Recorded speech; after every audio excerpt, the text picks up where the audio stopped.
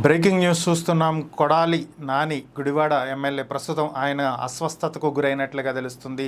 ఈరోజు మధ్యాహ్నం నందివాడ మండలానికి చెందినటువంటి పలువురు వైసీపీ కార్యకర్తలతోటి, ముఖ్య నాయకులతోటి కొడాలి నాని గారి ఇంట్లో సమావేశమైనట్లుగా తెలుస్తుంది. వారితో సమావేశంలో ఉన్నటువంటి సందర్భంలో ఒక్కసారిగా కొడాలి నాని సోఫాలో కుప్పకూలి పడిపోయినట్లుగా సమాచారం. వెంటనే తేరుకున్నటువంటి గన్మెన్లు అక్కడ ఉన్నటువంటి వైసీపీ కార్యకర్తల్ని, నాయకుల్ని పంపించేసి నానికి ఇలా జరిగింది అని చెప్పి వైద్యులకు తెలియజేయటం, వెంటనే అక్కడికి చేరుకున్నటువంటి వైద్యులు ఆయన్ని పరీక్షించి ఎక్కువగా ఆలోచించటం, టెన్షన్ పడటం వల్ల ఈ విధంగా జరిగిందని, ఒత్తిడికి లోనవ్వకూడదని చెప్పి తెలియజేసినట్లుగా తెలుస్తుంది. ప్రస్తుతం ఆయనకు సలైన్ పెట్టినట్లుగా తెలుస్తుంది, చికిత్స అందిస్తున్నట్లుగా తెలుస్తుంది. ప్రస్తుతం అయితే ఆయన ఆరోగ్య పరిస్థితి నిలకడగానే ఉంది, కానీ ఎక్కువగా టెన్షన్ అవ్వకూడదని చెప్పి వైద్యులు చెప్తున్నట్లుగా సమాచారం.